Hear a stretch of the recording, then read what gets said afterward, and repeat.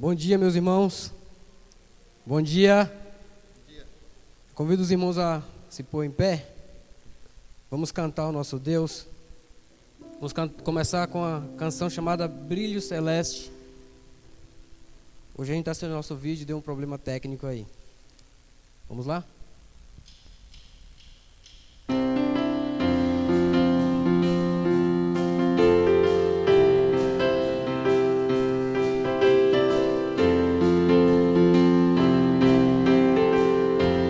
Lá.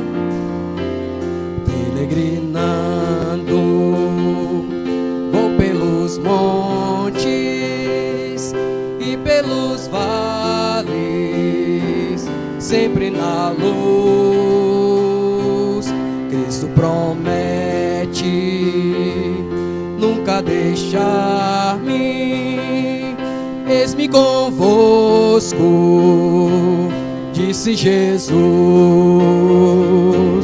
Brilho celeste, glória divina, enche a minha alma com tua paz.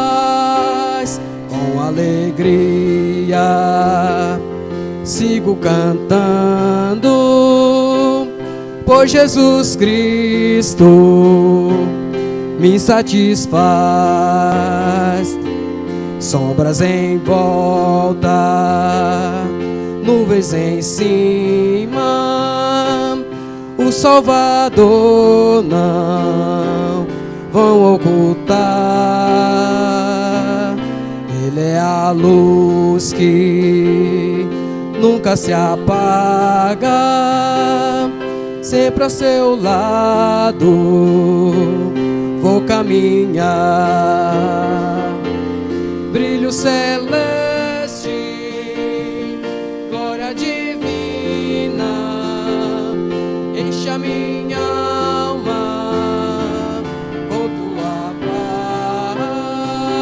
paz. Com alegria sigo cantando, pois Jesus Cristo me satisfaz. Vão me guiando raios benditos que me conduzem para a mansão. Mais e mais perto, o Mestre seguindo, canto os louvores da salvação. Brilho celeste, glória divina, enche a minha alma com tua paz. Com alegria sigo cantando, pois Jesus Cristo me satisfaz. Amém.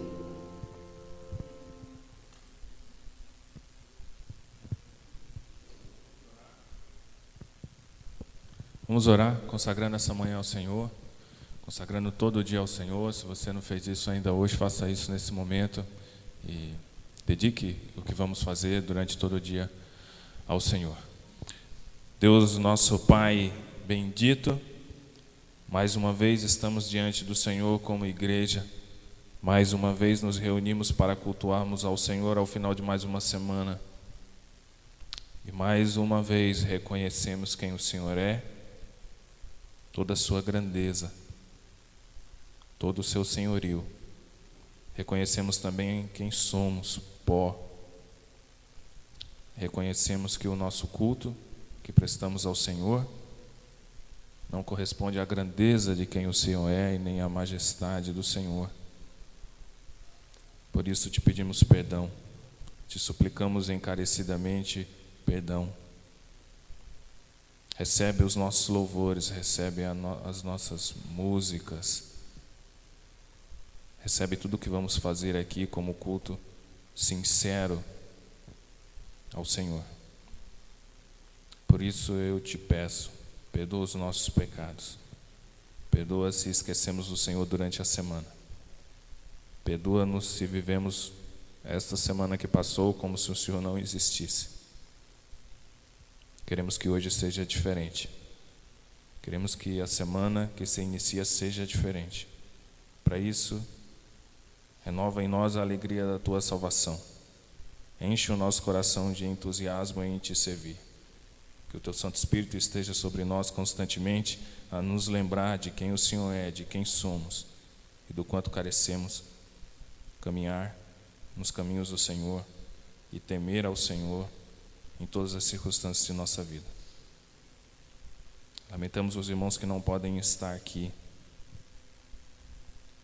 Lamentamos não termos a casa cheia como costumeiramente teríamos se não fosse a pandemia.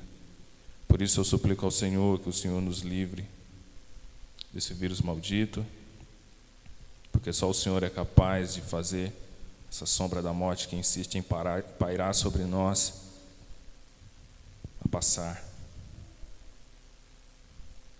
Prolonga os dias do Alan, ó Deus, traga ele de volta para a sua família. Sabemos que todos enfrentaremos a morte, essa é a realidade de todos os homens. Mas sabemos que o Senhor também já a venceu e que teremos a eternidade com o Senhor. Assim eu oro, em nome de Cristo, nosso resgatador. Amém. Bom dia a todos. Convido os irmãos a abrirem suas Bíblias no Salmo 55. Nós faremos a leitura.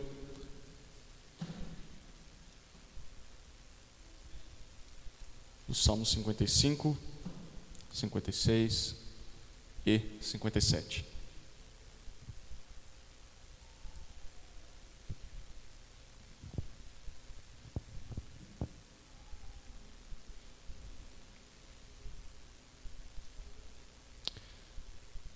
Assim diz a palavra de Deus. Ó Deus, dá ouvidos à minha oração e não te escondas da minha súplica. Atende-me e ouve-me. Estou perturbado e ando perplexo por causa do clamor do inimigo e da opressão do ímpio, pois agem contra mim com maldade e me perseguem com furor. Meu coração dispara dentro de mim e o pavor da morte me domina. Temor e tremor me sobrevêm e o horror toma conta de mim. Por isso eu disse: quem me dera ter asas como de pomba, eu voaria e encontraria descanso. Fugiria para longe, me esconderia no deserto. E logo me protegeria da fúria do vento e da tempestade. Senhor, confunde-os. Frustra o que falam, pois vejo violência e conflito na cidade.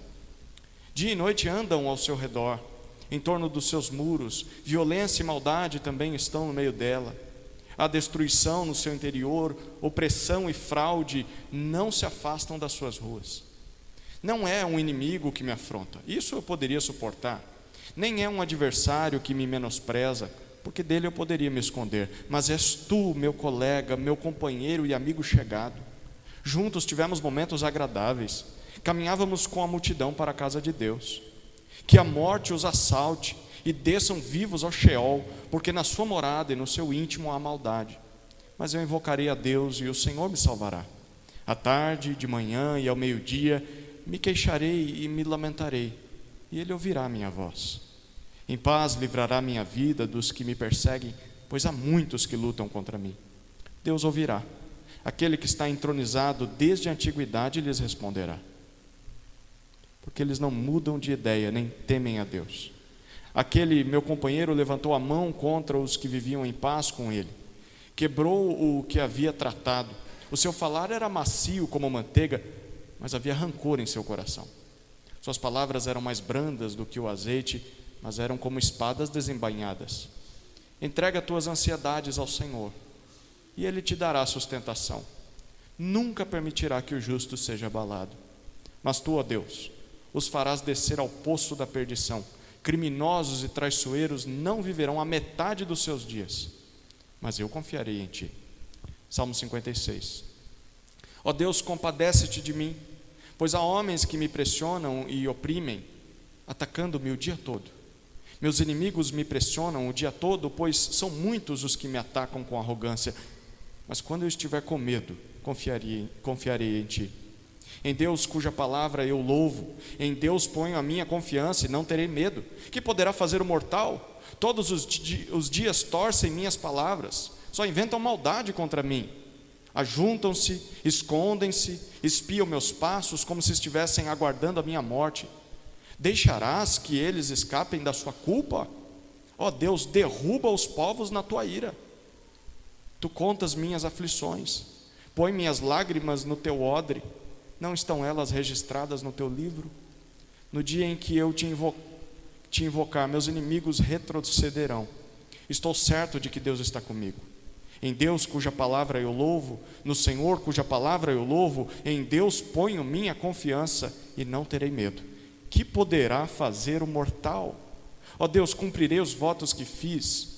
Eu te oferecerei ações de graças, pois livraste minha vida da morte e meus pés de tropeçar, para que eu ande diante de Deus na luz da vida.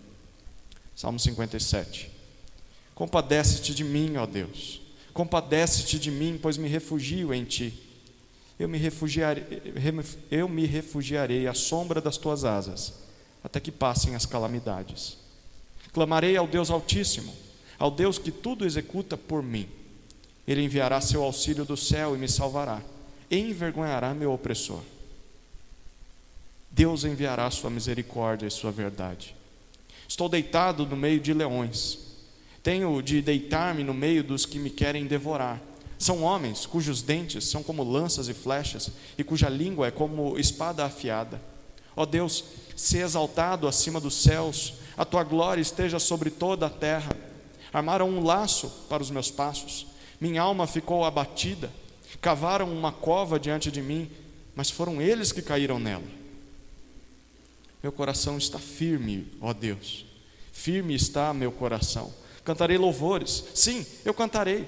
Desperta minha alma, despertai lira e harpa, quero despertar a alva. Senhor, eu te louvarei entre os povos, cantarei louvores a Ti entre as nações, pois Teu amor é grande até os céus e Tua verdade até as nuvens. Ó Deus, sê exaltado acima dos céus, a Tua glória esteja sobre a terra.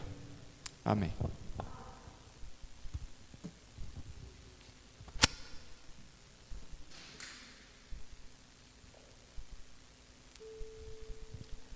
Aí em pé mesmo, a gente vai continuar cantando ao nosso Senhor, pedindo a Ele que Ele use as nossas vidas, todo o nosso ser, para o louvor dEle. Eu creio que esse é o desafio das nossas vidas em todos os dias. Nunca se esquecer que tudo que a gente tem é do Senhor, é Ele que nos dá. Então devemos consagrar tudo a Ele. Vamos cantar ao nosso Deus.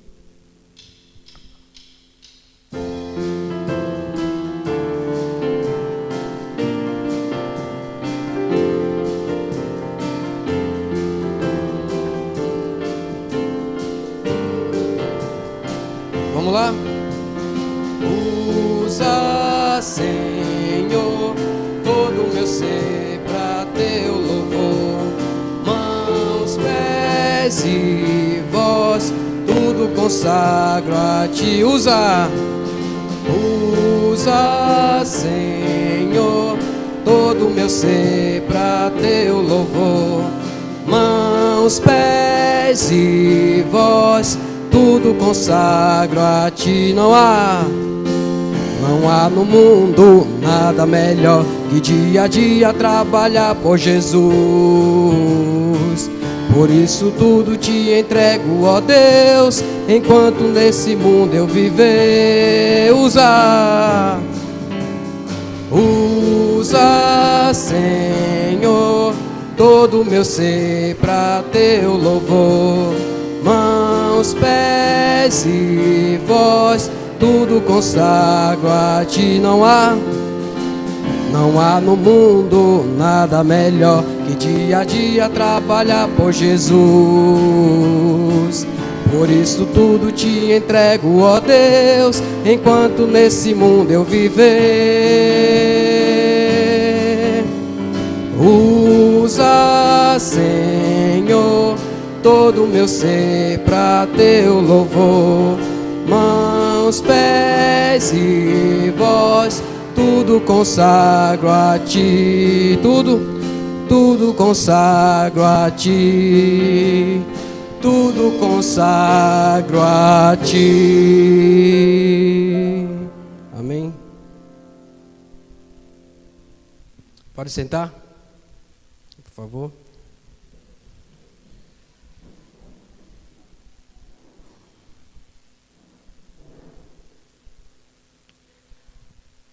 Temos uma outra canção, Grandioso És Tu, mas iremos cantar junto com a ceia, tá bom?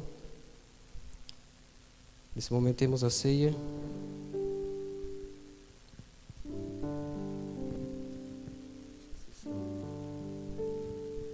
Chama o Gideão aqui à frente, por favor.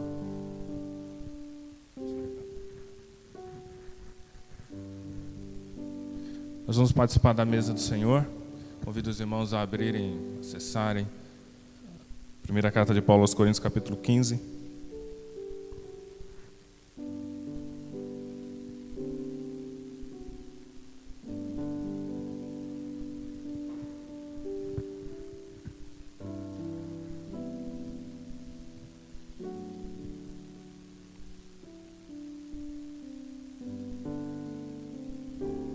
Quem nos ajuda na distribuição da mesa hoje? Primeira carta de Paulo, capítulo 15. Leremos do verso 1 ao 4. Irmãos, quero lembrá-los do evangelho que preguei a vocês, o qual vocês receberam e no qual estão firmes.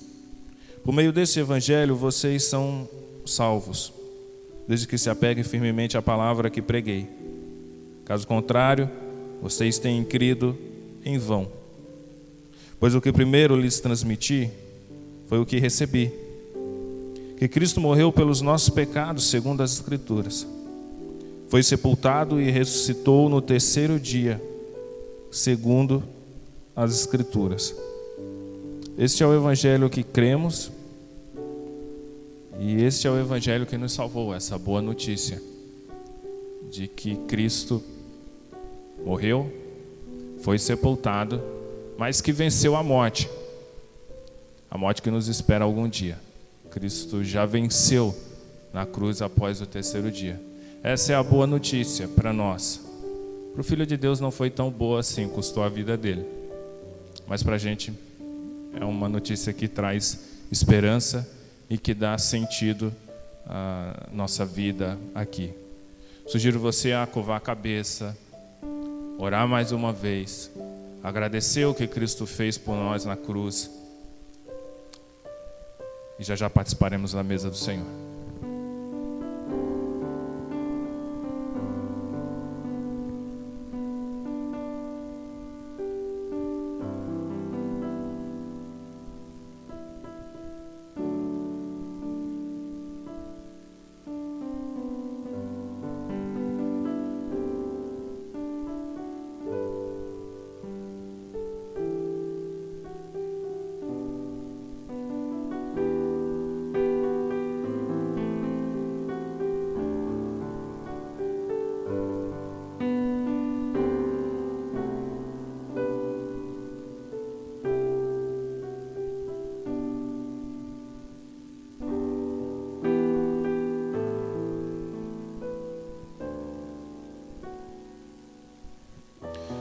Deus nosso Pai, mais uma vez queremos suplicar ao Senhor, queremos erguer a nossa voz ao Senhor e agora agradecer pelo que o Senhor fez por nós na cruz.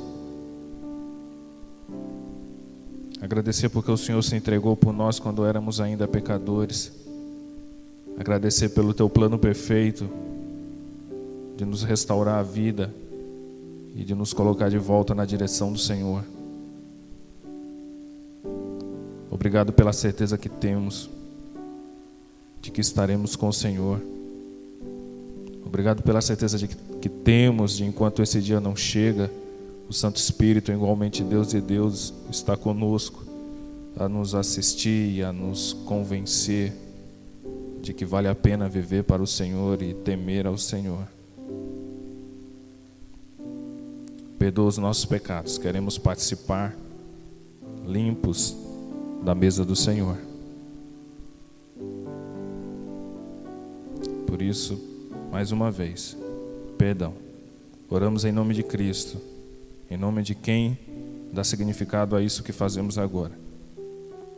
Amém.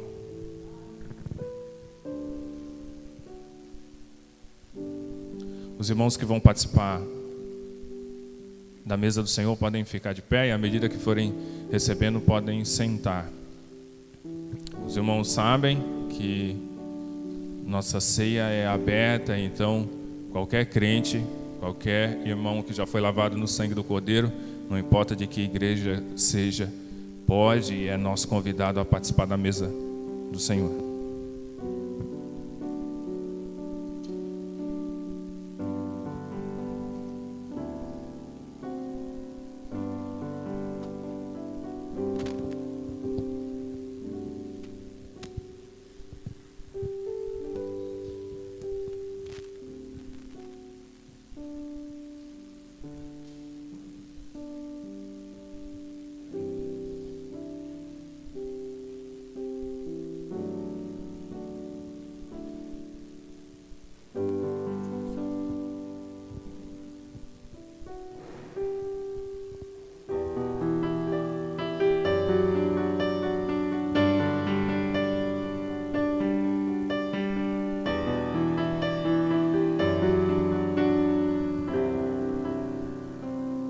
Senhor meu Deus, quando eu maravilhado contemplo a tua imensa criação, o céu e a terra, os vastos oceanos, fico a pensar em tua perfeição. Então minha alma canta-te, Senhor, grandioso és tu, grandioso és tu. Então minha alma canta-te, Senhor, grandioso és tu, grandioso és tu.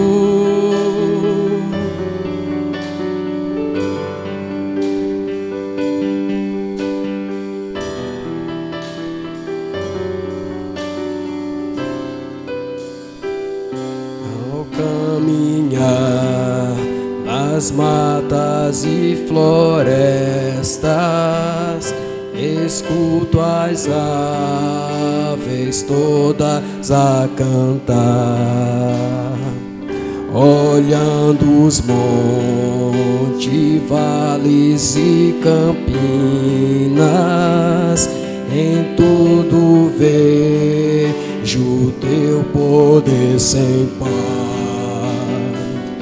Então minha alma canta-te, Senhor, grandioso és tu, grandioso és tu. Então minha alma canta-te, Senhor, grandioso és tu, grandioso és tu.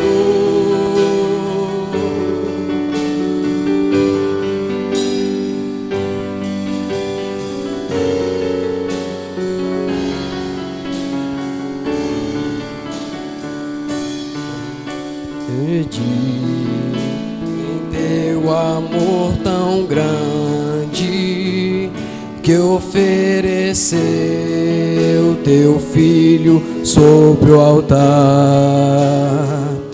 maravilhado e engrandecido venho também a minha vida te ofertar.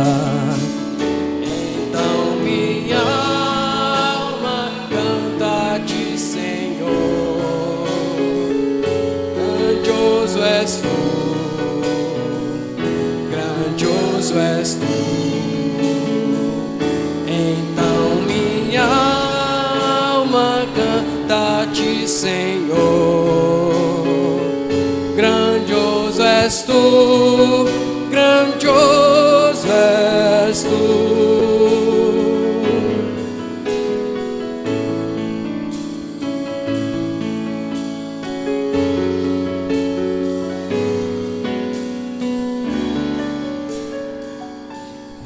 Quando enfim Jesus vier em glória e ao lar celeste então me transportar, adorarei prostrado e para sempre. Grandioso és tu, meu Deus, hei de cantar. Então minha alma canta-te, Senhor. Grandioso és tu, grandioso és tu. Então minha alma canta-te, Senhor. Grandioso és tu, grandioso és tu.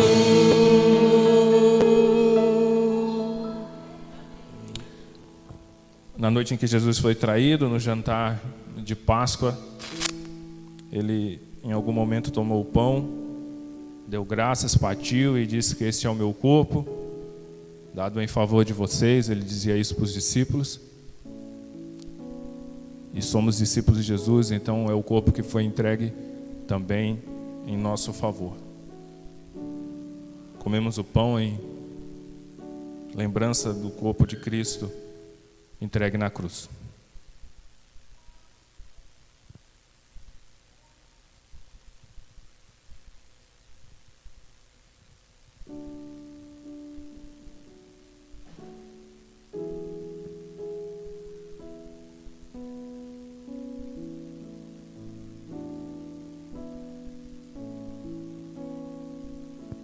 Depois da ceia, Jesus tomou um cálice, o terceiro cálice, que representa a redenção dos nossos pecados, símbolo da nova aliança no sangue de Cristo. E tomamos agora o suco da uva, simbolizando o sangue de Cristo que foi vertido na cruz, que foi derramado para a remissão dos nossos pecados e que sela a nossa salvação em Cristo Jesus. Tomamos o cálice.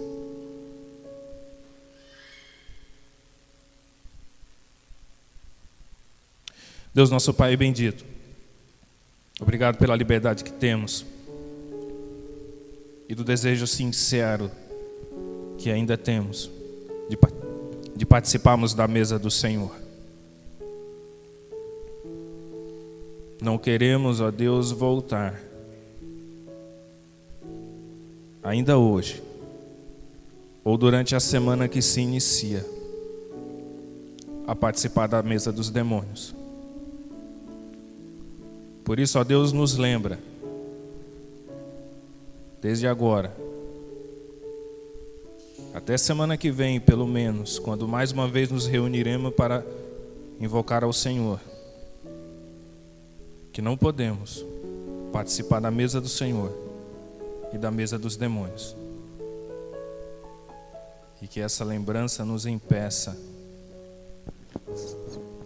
de vivermos negligentemente, sem valorizarmos o teu corpo e o teu sangue que foi vertido por nós. Obrigado, ó Deus, obrigado pela certeza que temos de que diante do Senhor somos aceitos e perdoados. Assim eu oro em nome de Cristo e para a tua glória. Amém.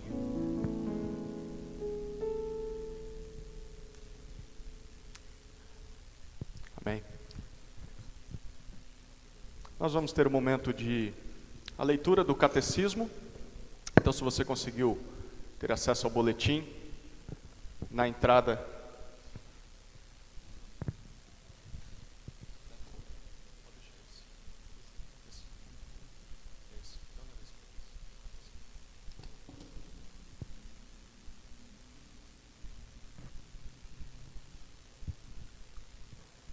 Nós temos na primeira página as perguntas para as crianças e também para os adultos. Nós vamos ler juntos.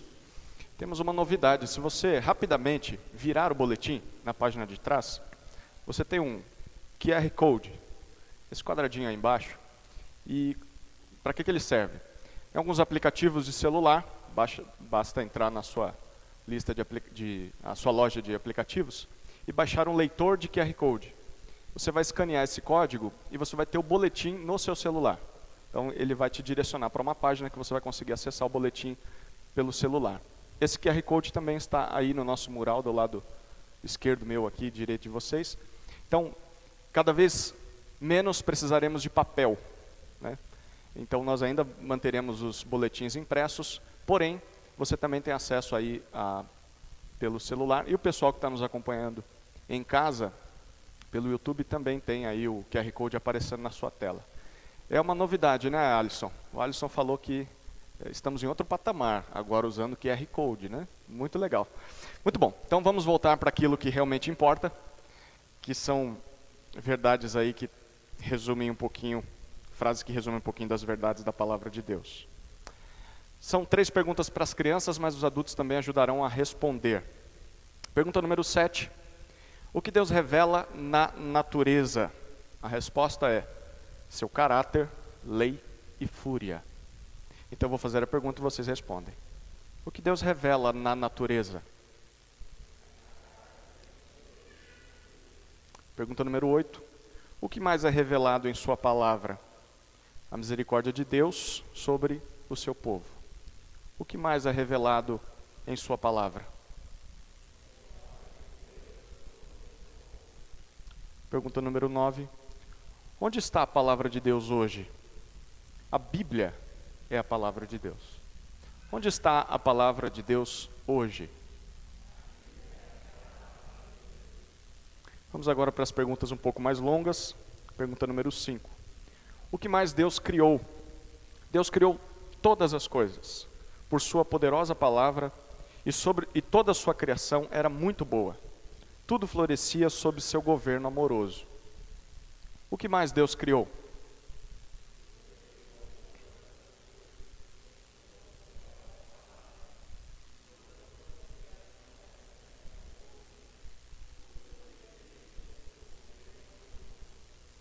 Pergunta número 6. Como podemos glorificar a Deus? A resposta: glorificamos a Deus quando nos alegramos nele, amando-o, crendo nele e obedecendo-o em vontade nos seus mandamentos e na sua lei. Como podemos glorificar a Deus?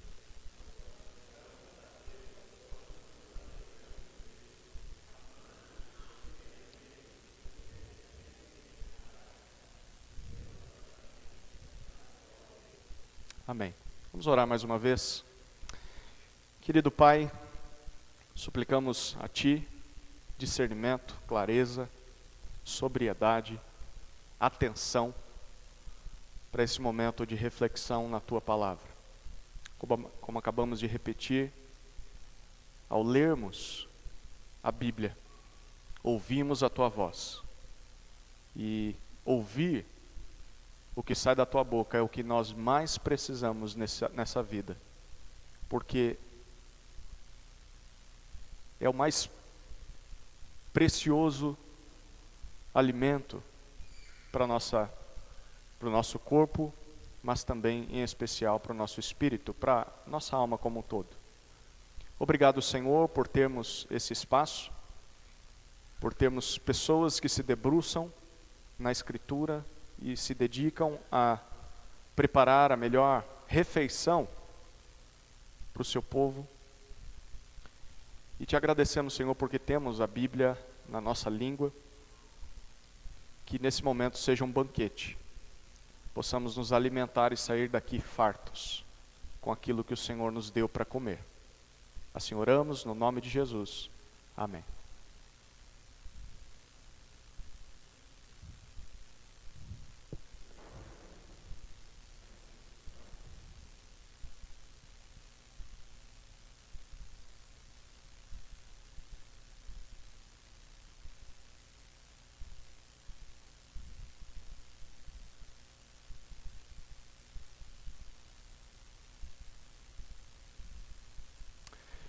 Muito bom. Nós estamos na nossa definição de igreja.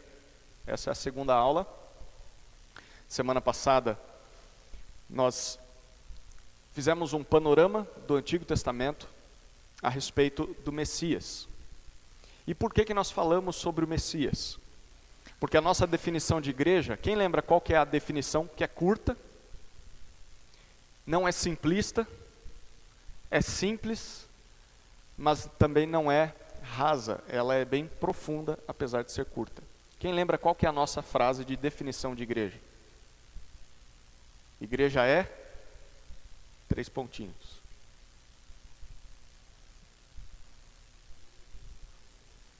Igreja é a comunidade de discípulos de Jesus Cristo.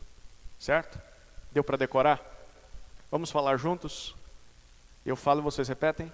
A igreja é a comunidade de discípulos de Jesus Cristo. Para que a gente entenda essa definição, nós estamos trabalhando ela de trás para frente, porque a parte mais importante é o que está no final, Jesus Cristo. Se nós entendermos o papel de Jesus como Cristo, que significa Messias, nós naturalmente vamos entender o papel dos discípulos e como isso se relaciona com uma comunidade de discípulos, certo? Então estamos na definição de Jesus Cristo. E falando sobre o Jesus Cristo, Jesus Messias, na semana passada nós trabalhamos como o Antigo Testamento falava a respeito do Messias. E eu vou dar um breve resumo aqui do que nós vimos. Nós vimos que na Escritura, Deus prometeu a vinda de um Messias. Esse Messias seria descendente de Eva. Messias significa ungido. A palavra Cristo é uma palavra grega que traduz a palavra hebraica Messias, que significa ungido, escolhido, eleito de Deus. Então, no Antigo Testamento, lá em Gênesis, havia uma promessa de que nasceria um filho de Eva que derrotaria a serpente e restauraria o que foi quebrado com o pecado. O tempo avança, esse descendente é identificado como alguém que nascerá da família de Abraão. O tempo passa, ele virá da descendência do rei Davi. E nós vimos várias profecias que falam a respeito da chegada dele e de como o mundo será a partir do momento em que ele vier ao mundo. A criação será restaurada. Tanto o homem, quanto a natureza, os animais, o cosmos como um todo. Todas as coisas serão restauradas. A ponto de nós lermos profecias que diziam que o leão vai brincar perto da criança e a criança perto da serpente e em paz. Nesse dia haverá paz, haverá harmonia e será um reino eterno. Aqueles que se submeterem ao Messias reinarão com ele nesse novo mundo, nessa nova criação que Deus está por fazer no Messias, a partir do Messias. Isso o Antigo Testamento falou. Agora nós vamos passar para o Novo Testamento e ver como o Novo Testamento trabalha essa questão de Messias. Quem é o Messias? Quando é que ele veio? Como a sua obra se cumpriu? E esse novo mundo já começou ou não começou? Irá começar? É isso que nós vamos começar a falar aqui hoje. Tá bom? Tudo bem até aqui? Estamos juntos? Alguém tem alguma dúvida sobre o Messias prometido no Antigo Testamento? Tá bom, então vamos agora começar a falar sobre o Novo Testamento e a relação do Novo Testamento com essa imagem do Messias. Lucas 3, verso de 1 a 20, quem quer começar lendo?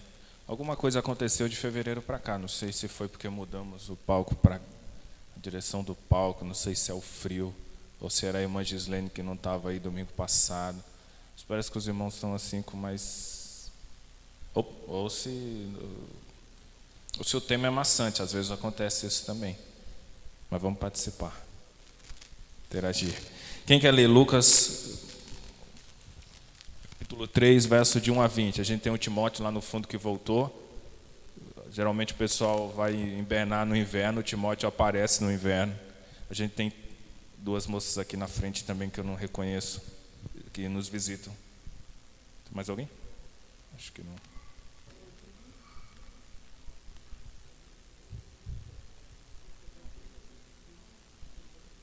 É uma Petronília. Veio depois de tanto tempo. Quem vai ler? Ivone. No 15º ano do reinado de Tibério César, quando Pôncio Pilato era governador da Judéia, Herodes, tetrarca da Galileia, seu irmão Filipe, tetrarca da Itoreia, e Traconites e Lisânias, tetrarcas de Abilene. Anás e Caifás exerciam o sumo sacerdócio. Foi nesse ano que veio a palavra do Senhor a João, filho de Zacarias, no deserto. Ele percorreu todas as regiões próximas ao Jordão, pregando um batismo e arrependimento para o perdão dos pecados. Como está escrito no livro das palavras de Isaías, o profeta: voz do que clama no deserto, prepare o caminho para o Senhor, façam veredas retas para Ele. Todo vale será aterrado e todas as montanhas e colinas niveladas. As estradas tortuosas serão endireitadas e os caminhos acidentados aplanados. E toda a humanidade verá a salvação de Deus. João dizia às multidões que saíam para serem batizadas por ele: raça de víboras, quem lhes deu a ideia de fugir da ira que se aproxima? Deem frutos que mostrem o arrependimento, e não comecem a dizer a si mesmo: Abraão é nosso pai, pois eu lhes digo que desta pedra Deus pode fazer surgir filhos a Abraão.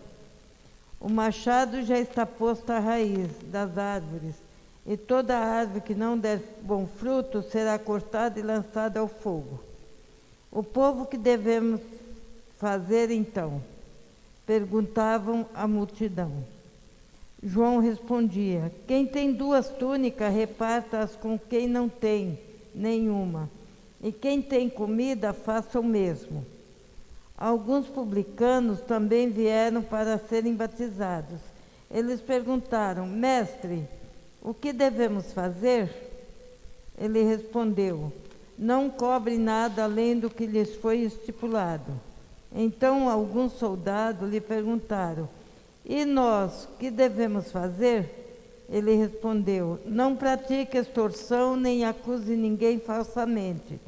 Contente-se com o seu salário. O povo estava em grande expectativa, questionando em seus corações se acaso João não seria o Cristo. João respondeu a todos: eu os batizo com água, mas virá alguém mais poderoso do que eu, tanto que não sou digno nem de curvar-me e desamarrar as correias das suas sandálias. Ele os batizará com o Espírito Santo e com fogo. Ele traz a pá em sua mão, a fim de limpar sua eira e juntar o trigo em seu celeiro. Mas queimará a palha com fogo que nunca se apaga. E com muitas outras palavras, João exortava o povo que lhe pregava as boas novas. Todavia, quando João repreendeu Herodes, o tetrarca, por causa de Herodias, mulher do próprio irmão de Herodes, e por todas as outras coisas, mas que ele tinha feito, Herodes acrescentou a todas elas a de colocar João na prisão. Até aqui, né? Como os irmãos viram aí, João Batista surge no deserto, muito provavelmente conhecedor da cultura dos essênios. E João começa a batizar um batismo diferente, não um batismo para purificação, mas um batismo para arrependimento, o que não era comum, não era tradição do pessoal batizar para arrependimento ou simbolizando uma inserção em alguma comunidade. O batismo sempre era como consagração. Acho que já falamos isso aqui outra vez. Então, a pessoa poderia ser batizado quantas vezes quiser, quando criança, como os presbiterianos fazem, como adulto, como fizemos com o Timóteo, não tinha problema, poderia ser batizado quantas vezes quisesse para purificação. E João aparece falando de um arrependimento diferente, de um batismo diferente, um batismo para o arrependimento, e ele já começa a sinalizar algumas mudanças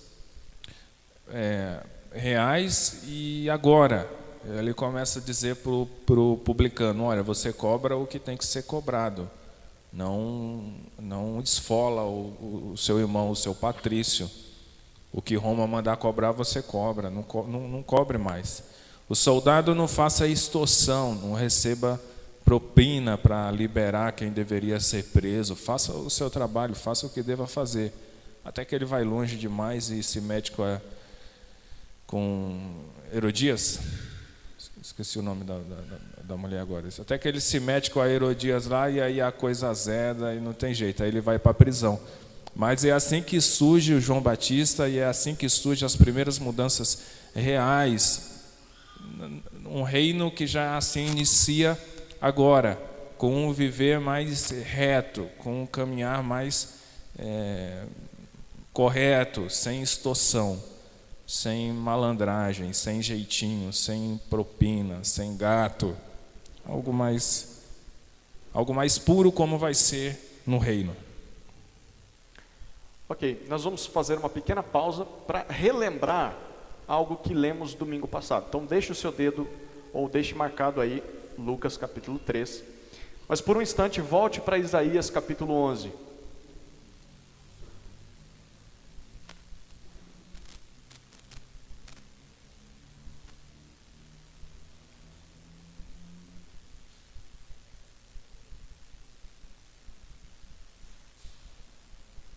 Isaías capítulo 11,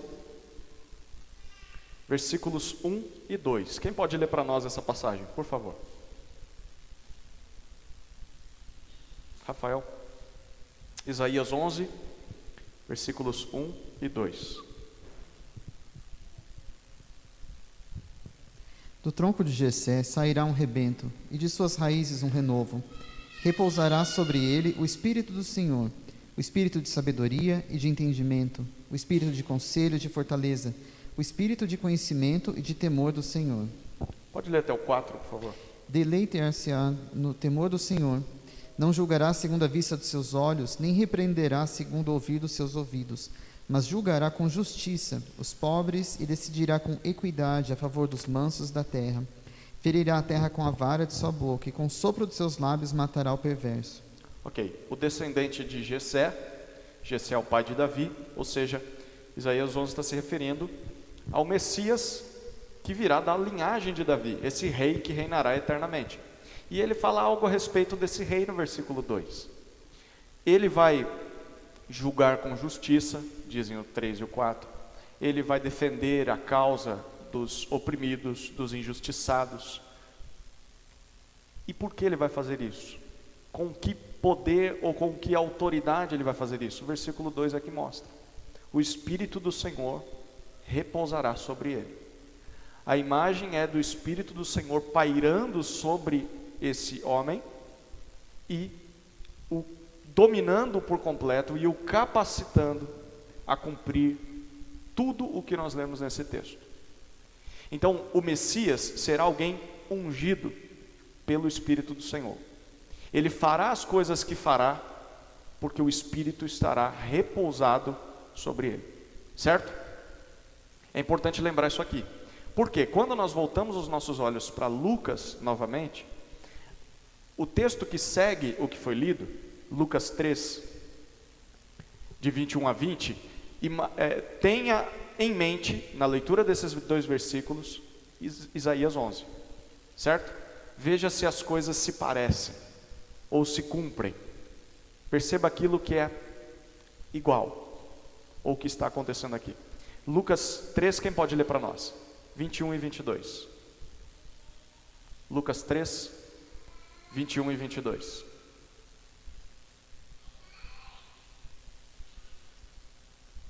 Alisson, pode ler.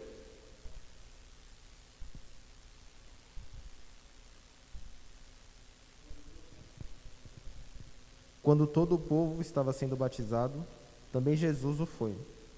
E enquanto ele estava orando, o céu se abriu, e o Espírito Santo desceu sobre ele em forma de corpórea, como pomba. Então veio do céu uma voz: Tu és o meu filho amado, em ti me agrado. Ok, o que é parecido aqui com Isaías 11 que nós lemos? O Espírito Santo repousando sobre quem? Sobre Jesus. As pessoas estavam ali se questionando: será que João Batista é o Messias? É o Cristo? E João diz: não, não sou eu estou preparando o caminho para que ele venha. Então as pessoas se arrependiam e esperavam a chegada do Cristo. Você se lembra, o Gideão falou que os judeus eles se batizavam por qualquer coisa, como purificação, e podiam se rebatizar várias vezes. Mas arrependimento não era uma coisa que o judeu considerava necessária, porque eles diziam: arrependimento são para os pagãos, os que têm ídolos, deuses. Nós não, nós servimos ao único Deus, nós não precisamos nos arrepender. Mas João está pregando arrependimento para todos, e ele está começando pela casa de Israel. Ele diz para os religiosos, para os judeus, de forma geral: se arrependam. A chegada do Cristo envolve arrependimento. Vocês terão de se arrepender para participar do que ele vai fazer. E então aparece Jesus, é batizado por João Batista, e nesse momento a imagem do Espírito Santo descendo como se fosse uma pomba está sendo claramente descrita no texto. O leitor atento, ele logo se remete a Isaías 11. É o que Isaías profetizou, que o Cristo, o descendente da raiz de Jessé, seria ungido pelo Espírito, e ele vai fazer tudo aquilo que nós lemos em Isaías 11. Ele vai implementar o reino de Deus, começando pela unção do Espírito. E é isso que Lucas está nos mostrando. Ou seja, Lucas está dizendo: Jesus é o Messias prometido no Antigo Testamento. Se nós tivéssemos aqui um judeu, ele se levantaria e jogaria uma cadeira em nós, ou simplesmente iria embora, porque para ele isso é inconcebível. Eles não reconhecem que o Messias veio ainda. Eles não reconhecem Jesus como o Messias. Mas os autores do Novo Testamento reconhecem. E Lucas está deixando isso muito bem claro. Nós avançamos um pouquinho e chegamos no capítulo 4. Versículos 1 e 2. Quem pode ler para nós? Capítulo 4, versículos 1 e 2. O Gil vai ler. Jesus, cheio do Espírito Santo, voltou do Jordão e foi levado pelo Espírito ao deserto, onde durante 40 dias foi tentado pelo diabo. Não comeu nada durante esses dias, e ao fim deles teve fome. Ok, nós conhecemos bem essa passagem. Você se lembra que quando Jesus é batizado, ouve-se a voz do céu dizendo o quê? Tu és meu filho amado, em quem tenho grande alegria. Não foi isso que se ouviu no batismo de Jesus? No Antigo Testamento, o Filho de Deus, amado de Deus, era o povo dele, era Israel.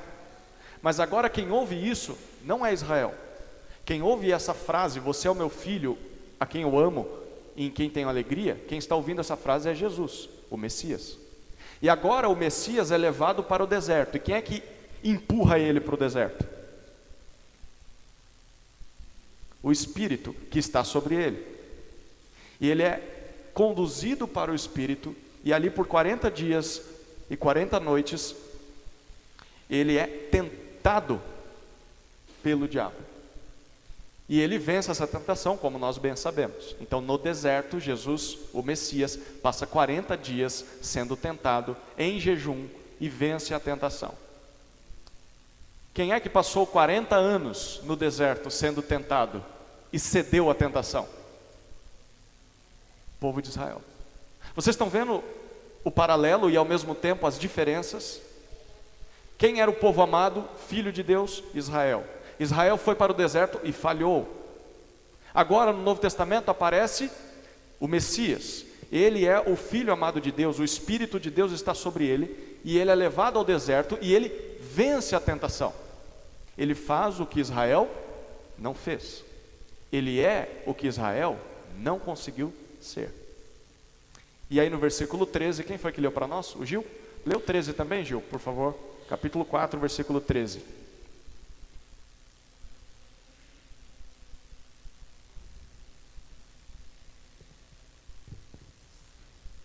Tendo terminado todas essas tentações, o diabo deixou até a ocasião oportuna. E aí nós temos o versículo 14, pode ler o 14. Jesus voltou para a Galiléia no poder do Espírito, e por toda aquela região se espalhou a sua fama. Ok, agora nós temos algo interessante acontecendo com Jesus. Ele é tentado, ele vence a tentação, e ele volta do deserto para, o texto diz aí, a Galiléia. Onde a Galiléia ficava? Fazia parte de qual domínio? De qual nação?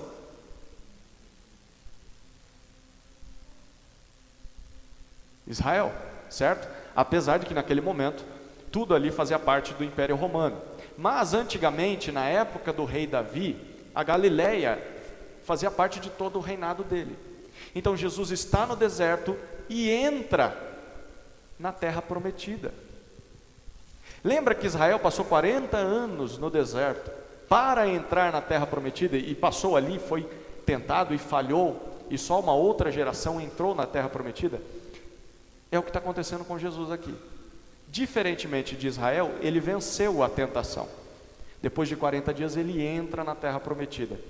Lucas está sendo muito claro no que ele quer dizer para nós. Jesus está fazendo tudo aquilo que Israel não conseguiu fazer, e ele está fazendo perfeitamente. Por quê? Porque o Espírito do Senhor está sobre ele. Ficou claro? Ok. Verso 16 ao 21. Quem quer ler esse texto para a gente? Isso que o Zé acabou de explicar para a gente é fundamental e basilar. Então todo cristão deveria perceber isso e fazer esse link para que o nosso discurso seja coerente. Precisamos ser coerentes no que dizemos e não podemos abandonar a lógica, porque no absurdo tudo vale. Então nós cremos no ungido.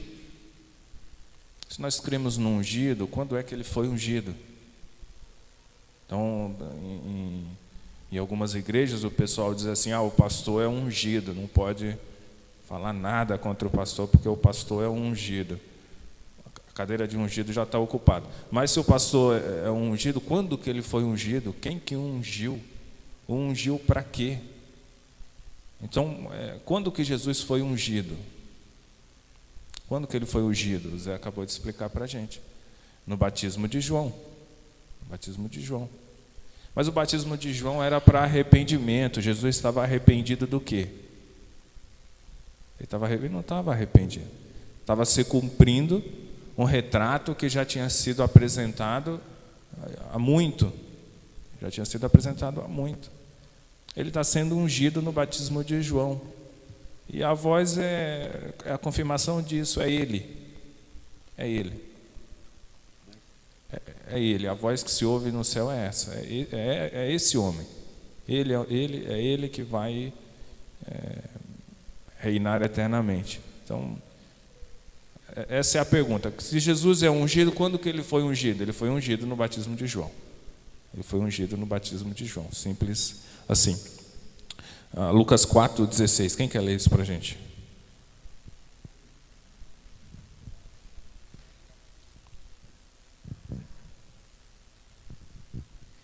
Indo para Nazaré, onde fora criado, entrou num sábado na sinagoga, segundo seu costume, e levantou-se para ler. Até o 21. Então lhe deram um livro do profeta Isaías, e abrindo o livro, achou o lugar onde estava escrito: O Espírito do Senhor está sobre mim, pelo que me ungiu para evangelizar os pobres. Enviou-me para proclamar libertação aos cativos e restauração da vida aos cegos, para pôr em liberdade os oprimidos e apregoar o ano aceitável do Senhor. Tendo fechado o livro, devolveu ao assistente e sentou-se. E todos na sinagoga tinham os olhos fitos nele. Então passou Jesus a dizer-lhes: Hoje se cumpriu a escritura que acabais de ouvir.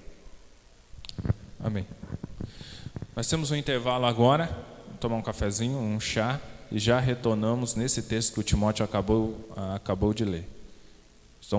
Lembrando que os irmãos tomem um chazinho e circulem e tal, não fiquem ali todos sem máscaras. Eu sei que tem pessoas que têm receio e tal. Também devo lembrar os irmãos que nós voltamos a nos reunir. Então, o que isso significa? Significa que estamos nos expondo. Então, vamos tomar cuidado para não nos expor ainda mais. Mas já estamos nos expondo. Então, vamos para o intervalo, 10 minutos.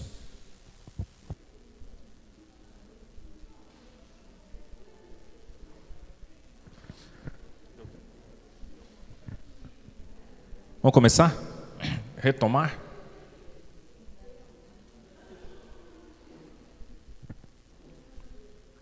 Paramos em Lucas capítulo 4, verso 16.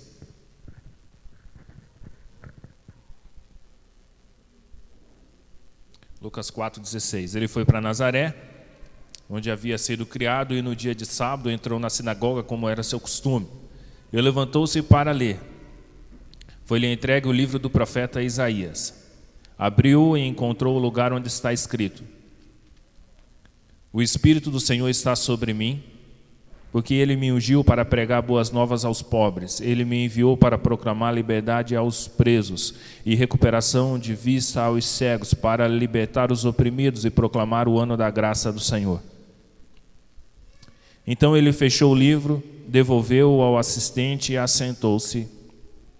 Na sinagoga todos tinham os olhos fitos nele. E ele começou a dizer-lhes... O que ele vai dizer aqui é impressionante para os seus dias. A citação que Jesus fez aqui foi a citação que já falamos aqui de Isaías 61. Com que poder o Messias faria o que faria? Ele fazia no poder de Adonai. Então, a hora que o pessoal, se vocês ouvirem em algum lugar a discussão sobre se Jesus era 100% Deus, 100% homem, quando... um termo chique chamado kenosis e tal, aquilo e aquilo outro. A coisa é muito mais simples. Ele fez o que fez porque o Espírito de Adonai estava sobre ele. O Espírito de Adonai estava sobre ele. Ele era homem, ele era o filho do homem, isso está fora de questão, ele era homem. Ele era também Deus, ele também era Deus, Deus de Deus e luz de luz, como a Helena já decorou. Jesus Cristo era Deus de Deus e luz de luz. Mas por que ele fez o que fez? E em que poder ele fez o que fez? Ele fez o que fez porque o Espírito de Adonai estava sobre ele. Essa foi a profecia que Isaías fez em 61. E é justamente esse trecho que Jesus lê na sinagoga num sábado na cidade dele.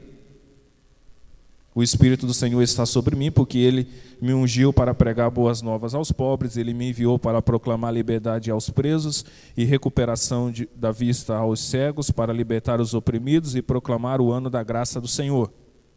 Daí ele fecha o livro, entrega para o assistente e senta. E o pessoal fica como? O pessoal fica assim do jeito que vocês estão agora. Todo mundo quieto, olhando e esperando o que vem. E aí? E daí? Nós conhecemos o texto. O pessoal na sinagoga devia estar passando isso na cabeça, naquela pausa, naquele silêncio sepulcral ali, e daí? Nós conhecemos, nós decoramos isso aí desde criança. E do que ele vai falar agora? Que ensinamento que ele vai nos trazer? E aí Jesus diz assim, ó: hoje se cumpriu a escritura que vocês acabaram de ouvir. Hoje se cumpriu o que vocês acabaram de ouvir. Ele está dizendo assim: sou eu. Sou eu. O ungido do Senhor que vai proclamar libertação, que vai recuperar vistas, que vai libertar oprimidos. Sou eu mesmo. É isso que ele diz. O pessoal fica meio assim, meio caído da mudança, sem saber o que está acontecendo, mas ele fala assim de um modo que impressiona, que impacta o pessoal. E daqui a pouco o pessoal fala assim: será? Mas não pode ser, a gente conhece ele, a gente conhece a família dele, a gente sabe quem é o pai dele, o carpinteiro, o José, e agora ele está falando que ele é ungido. Interessante que, seguindo um pouco mais o texto, ele vai falar assim de Elias e da fome, mas que Elias só foi enviado para a viúva de Serepta. Naqueles dias, eu não tenho bem certeza, mas Serepta eu acho que está um pouco mais acima, fora do território de Israel. Está um pouco mais acima, fora do território de Israel. Parece que Jesus está dizendo assim: olha, vai chegar alguém que vai trazer boas novas aos pobres, como nunca antes ocorreu. A viúva de Serepta que ia tomar água e morrer, ela não era do território de Israel. Me parece que ela está um pouquinho acima ali na costa, fora da região de Israel. E aí ele fala, seguindo o texto, ele vai falar assim: olha, nunca houve um leproso em Israel que fosse curado. Vamos ver isso aqui. Deixa eu ver onde é que está.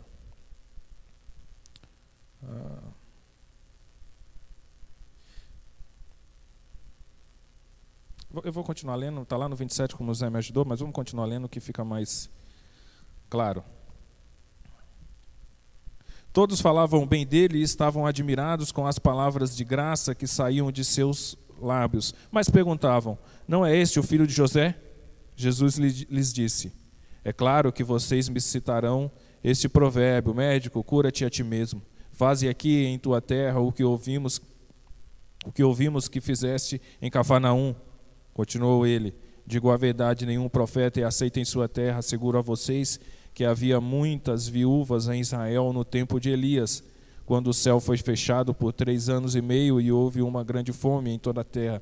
Contudo, Elias não foi enviado a nenhuma delas, senão a uma viúva de Serepta, na região de Sidom. Também havia muitos leprosos em Israel no tempo de Eliseu, o profeta. Todavia, nenhum deles foi purificado, somente Naã, o sírio. Somente Naã, que era sírio. Não era um judeu, não era um israelita, era um sírio. Jesus está falando assim: olha, vem alguém, e sou eu, e já chegou, que vai se colocar do lado do pobre, como nunca aconteceu antes aqui em Israel. Nenhum leproso foi purificado em Israel, a não ser o sírio.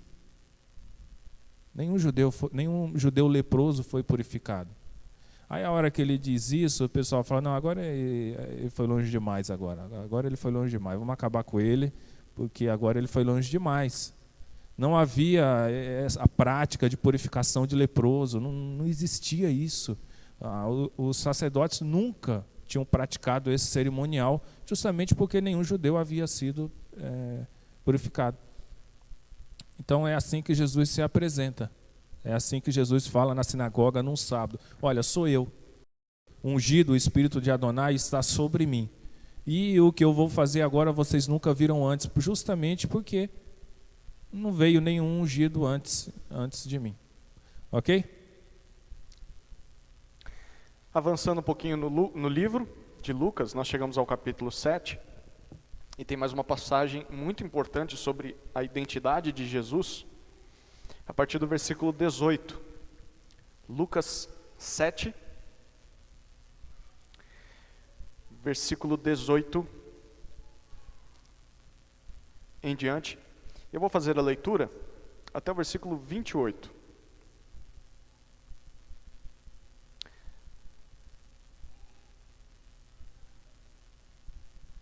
Diz assim: os discípulos de João contaram-lhe todas essas coisas.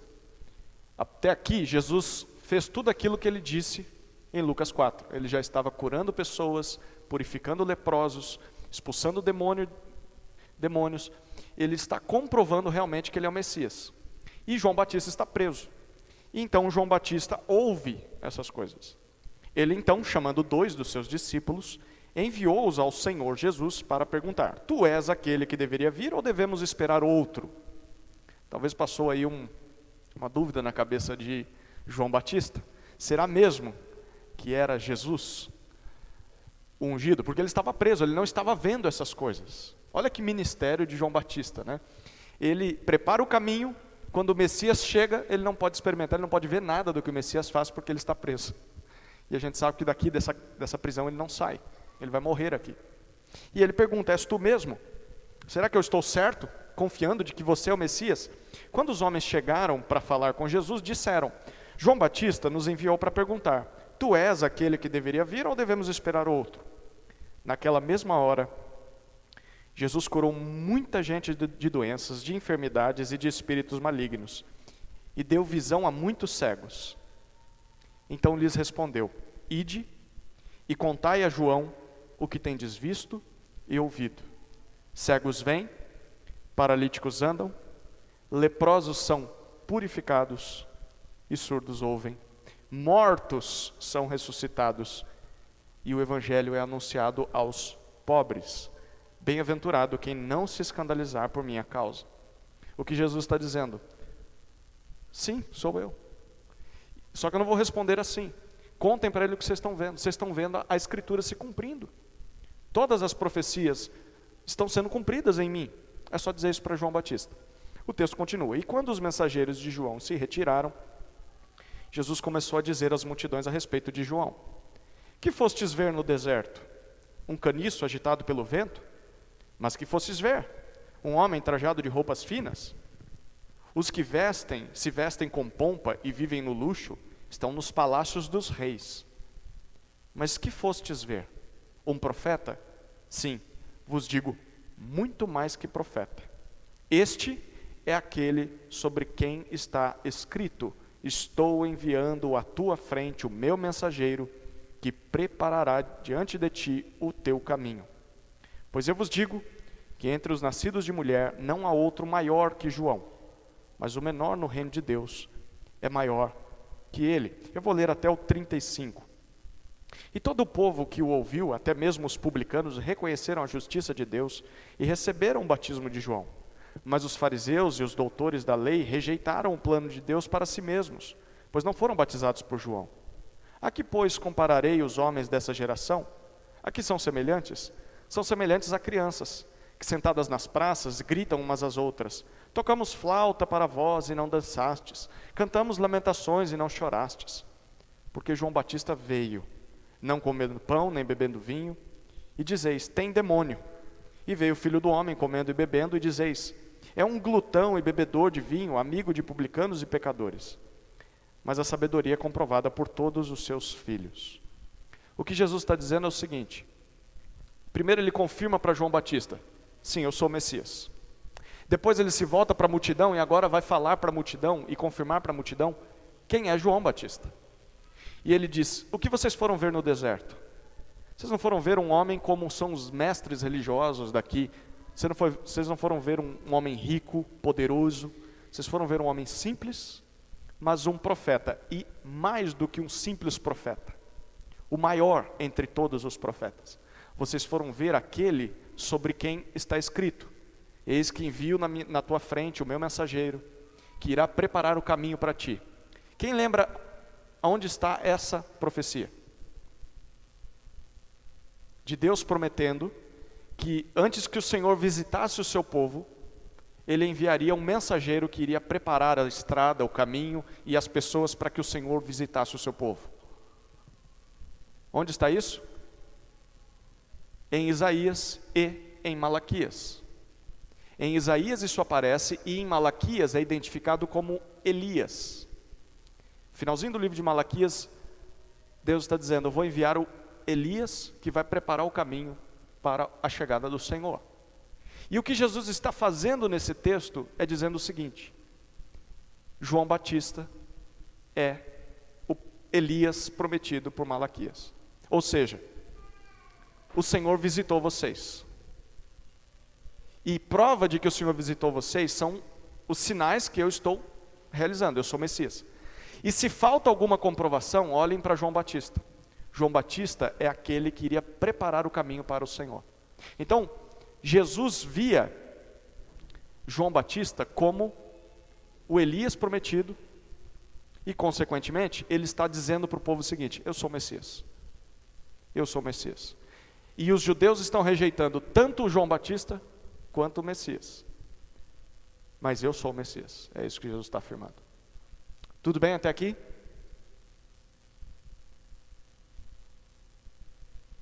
Então o que nós vimos é, no Novo Testamento, tudo isso que nós falamos até aqui pode ser resumido nessa frase.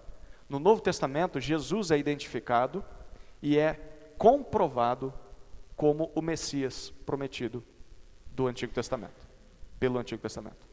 O Novo Testamento apresenta isso. Jesus é o Messias. Tudo bem até aqui? Ok. Vimos o Antigo Testamento, vimos o Novo Testamento a respeito do Messias. E agora nós vamos entrar numa terceira parte, falando sobre Jesus. Sobre o reino. Ele não só é um Messias, como ele inicia o reino que o pessoal esperava de muito também. O pessoal queria ter um reino perpétuo, como foi prometido lá atrás para Davi, um reino que não teria fim, uma dinastia e tal. E esse reino Jesus Cristo inicia. Jesus Cristo inicia. Não só ele se identifica como ungido, não só ele dá provas indiscutíveis de que ele é o ungido, como entre uma e outra ele diz: olha, o reino está próximo, arrependam-se e creiam nas boas novas. O reino está próximo. Está em Marcos, acho que 1,15. O reino está próximo. Um reino diferente do que o pessoal esperava. O pessoal tinha uma expectativa de um reino apoteótico, liberto de Roma, mas a gente já viu que esse reino é iniciado ainda sobre a presença de Roma, porque João Batista vai dizer: olha, para o publicano, e o publicano cobrava imposto do judeu a mando de Roma, ele vai dizer para o publicano: olha, não cobre mais do que é devido. Ele está dizendo: olha, continuem se sujeitando a Roma. Roma está mandando você cobrar do seu povo, cobre, mas só cobre o que Roma mandar. Então esse reino é iniciado.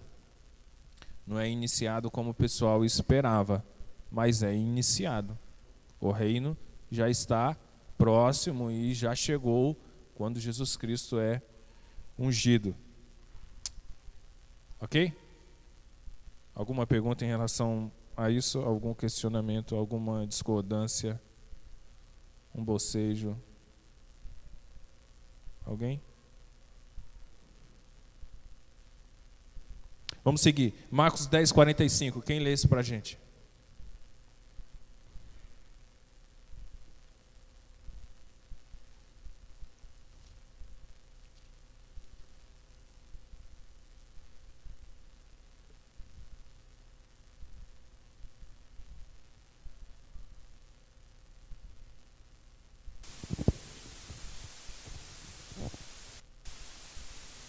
Pois também o Filho do Homem não veio para ser servido, mas para servir e para dar a sua vida em resgate de muitos. Esse é pequenininho e muito importante. Quer ler de novo, Érica? Pois também o Filho do Homem não veio para ser servido, mas para servir e para dar a sua vida em resgate de muitos. Um rei que vem para servir e para dar a vida em resgate de muitos. Também, mais uma vez, uma profecia que já havia sido dada lá atrás, de que ele salvaria a muitos. Mas isso não soa bem para o judeu daquela época, querendo libertação, e vem um rei que vai dizer que vai dar a sua vida para libertar muitos. E aquela história de um reinado que não teria fim, de uma dinastia perpétua, como é que fica? Mateus 27, 51 a 55. Quem lê? Mateus capítulo 27, versos 51 a 55.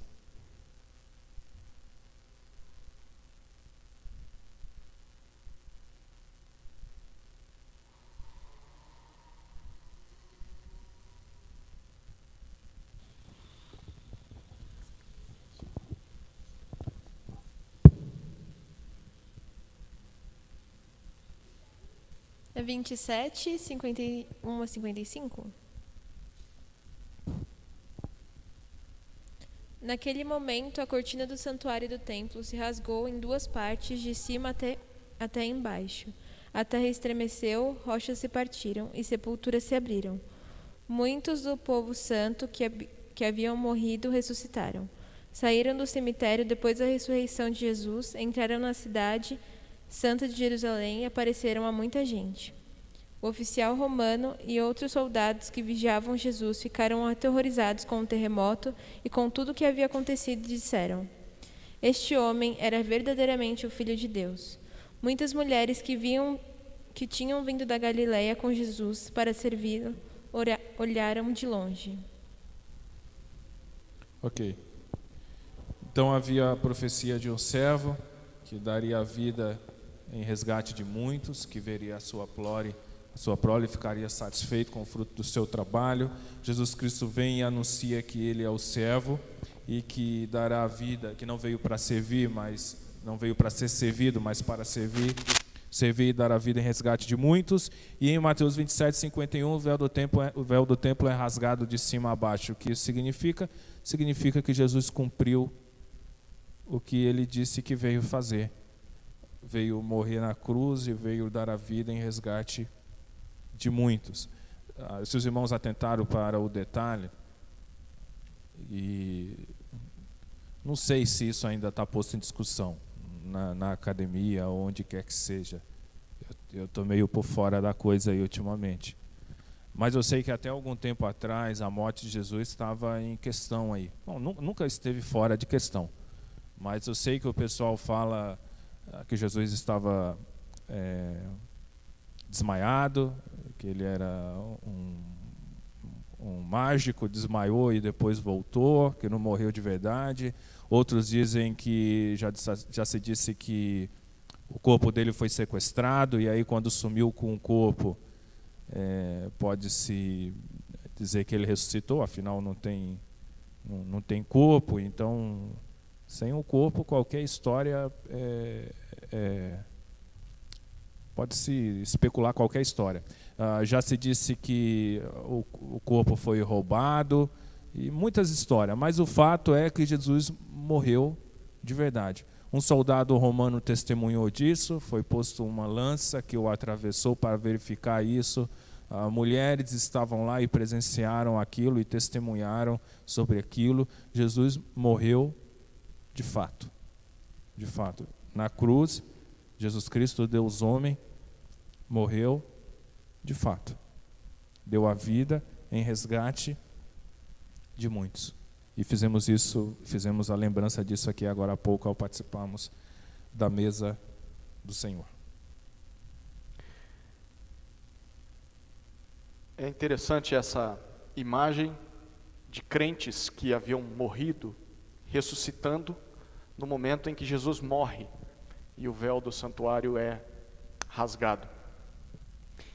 E as pessoas entram na cidade e começam a conversar umas com as outras, né? Eles voltam à vida. E por que esses mortos se levantam no momento em que Jesus morre? Parte está sendo explicada pelo próximo texto que vamos ler, que é o de 1 aos Coríntios, capítulo 15. 1 aos Coríntios, capítulo 15.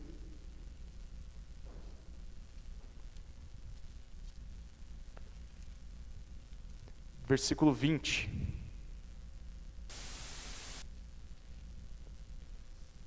pode ler para nós? 1 Coríntios 15, de 20 a 26.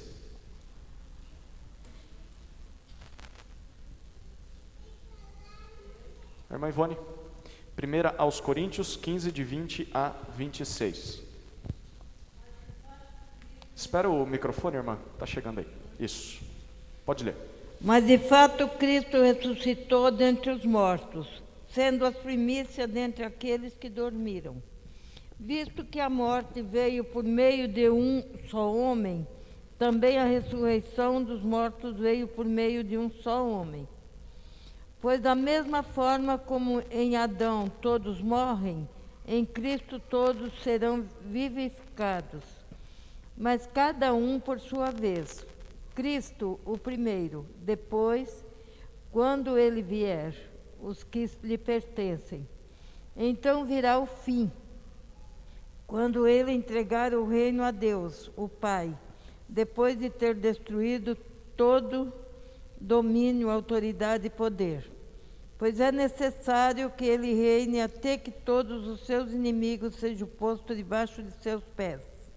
Até aqui? Até o 26. O último inimigo a ser destruído é a morte. Muito obrigado.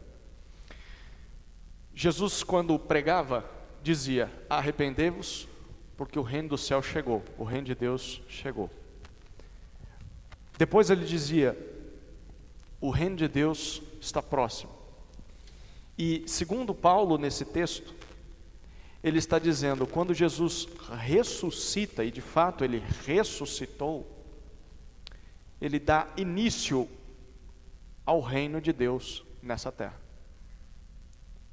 E a prova disso é a própria ressurreição de Jesus. Recentemente eu lia sobre a ressurreição e um autor dizia assim: nós enfatizamos bastante a morte de Jesus e fazemos bem, porque a morte de Jesus é vicária. Isso significa que é em substituição do povo pecador. Então ali na cruz Jesus está pagando pelos nossos pecados, podemos dizer assim. Mas nós não podemos parar apenas na morte de Jesus. A ressurreição é a comprovação de que tudo isso é válido.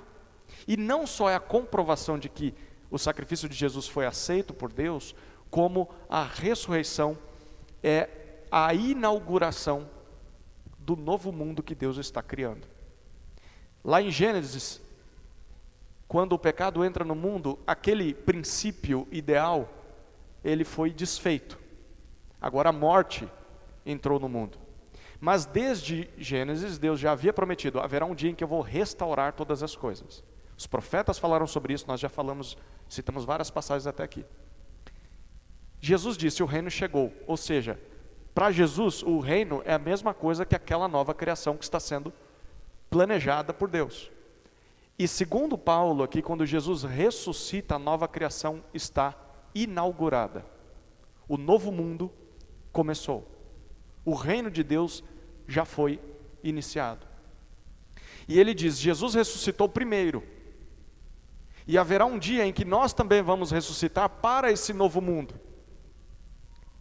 Mas até lá, ele vai vencendo os seus inimigos. E o último inimigo a ser vencido será a morte. E nesse dia, Jesus vai entregar o reino ao Pai. E nós vamos reinar com Ele na nova criação. Então, por isso que houve a ressurreição dos mortos quando Jesus morre. Já era um indício de que as coisas estão se fazendo novas, diferentes de como nós estamos acostumados. Não é normal as pessoas morrerem e ressuscitarem. Como não é normal o novo mundo para esse mundo caído nosso. Mas os autores do Novo Testamento estão dizendo: com a obra de Jesus, a nova criação começou. E já começou nele. Mas o que nós temos a ver com isso? Nós cremos em Jesus, vamos participar dessa nova criação só quando morrermos e ressuscitarmos no último dia? É isso? Então até lá, comamos e bebamos, porque amanhã morreremos? Até lá, tudo que fazemos em vida não faz nenhum sentido, não tem nenhum valor? O que significa a ressurreição de Jesus para nós aqui? além de nos dar a esperança de que um dia viveremos com Ele. Quer descobrir o que isso significa? Eu vou avançar um pouquinho mais agora na segunda carta de Paulo aos Coríntios. Capítulo 5.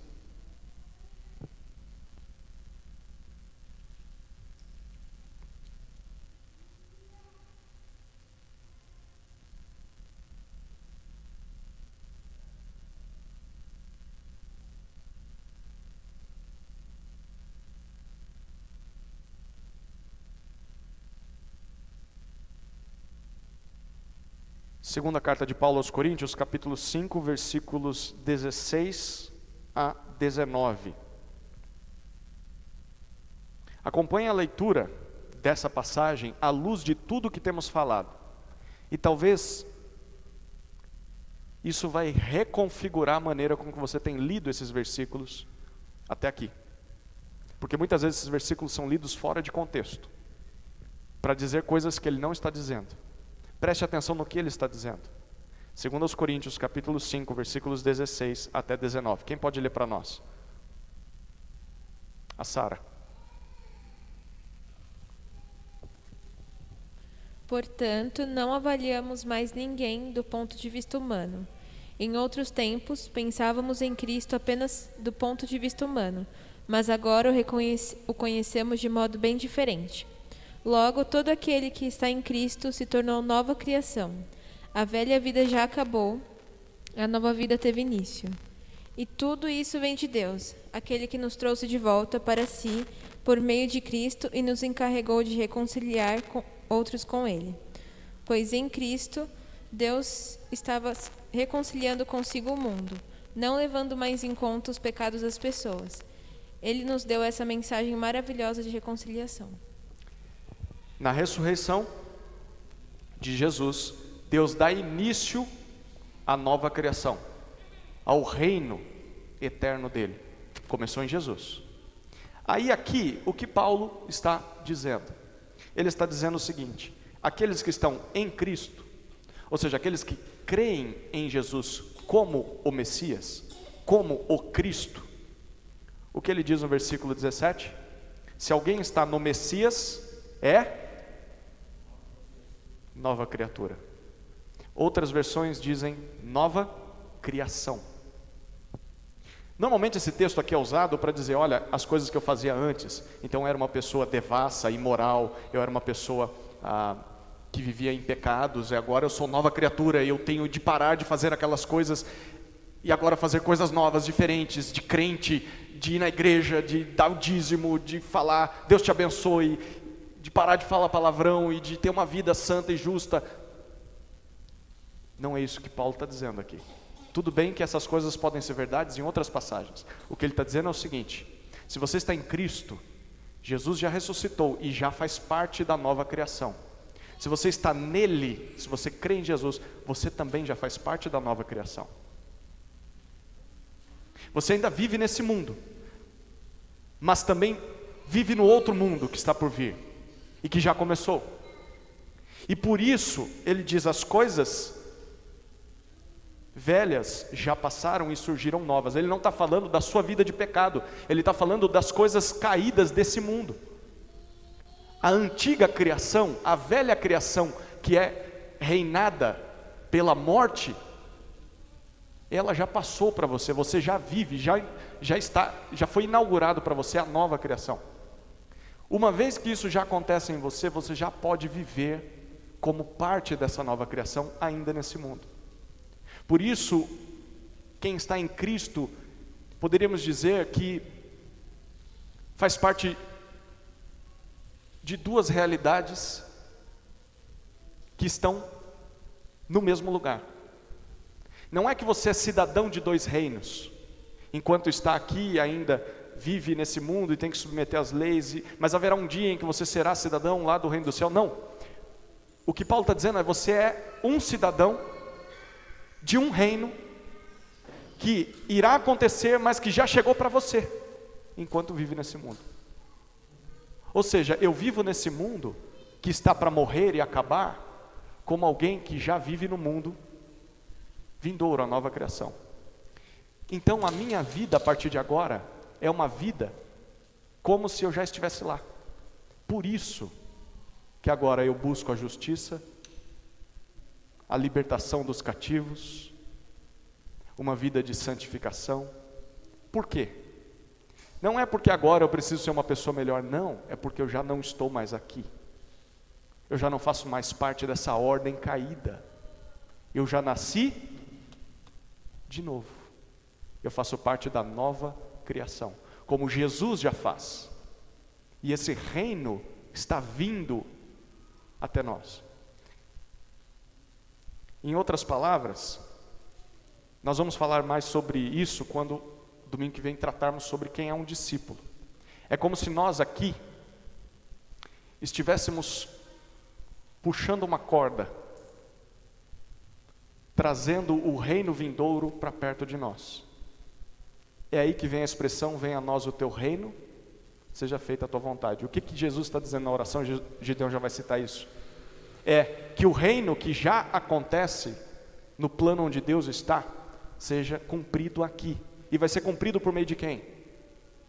Os que estão em Cristo, os que são parte desse reino, a nova criação. Nós não somos cidadãos de dois mundos. Nós somos cidadãos do reino de Deus. Estamos ainda nessa ordem caída, mas já vivemos como se estivéssemos lá. Já podemos viver como se estivéssemos lá, porque já estamos lá, nesse reino vindouro. Deu para entender?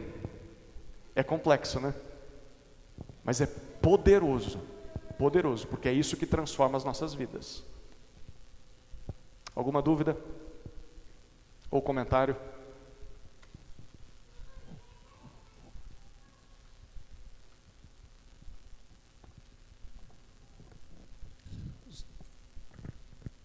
Os teólogos da América Latina, porque tem teólogo na América Latina também, como tem na Ásia, na África, no Oriente. Não tem só teólogo na América do Norte e na Europa, tem mais espalhado ao redor do mundo. Os da América Latina, eles têm uma expressão que eles dizem reinado. Jesus Cristo estabeleceu o seu reinado. Porque em todo reino, por uma questão óbvia, existe um rei. Onde está esse rei? Jesus Cristo já iniciou o reino. Quem que é o rei nesse reino? Pergunta retórica: quem que é o rei?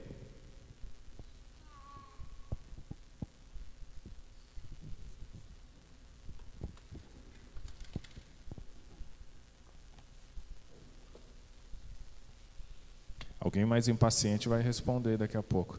Quem que é esse rei? Acho que alguém respondeu e eu não ouvi bem.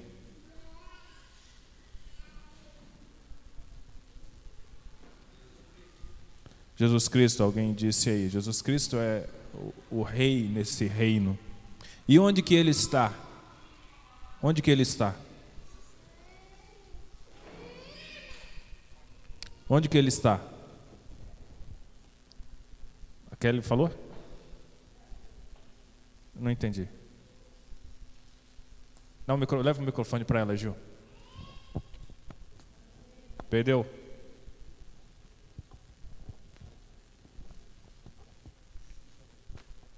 A Kelly está lá.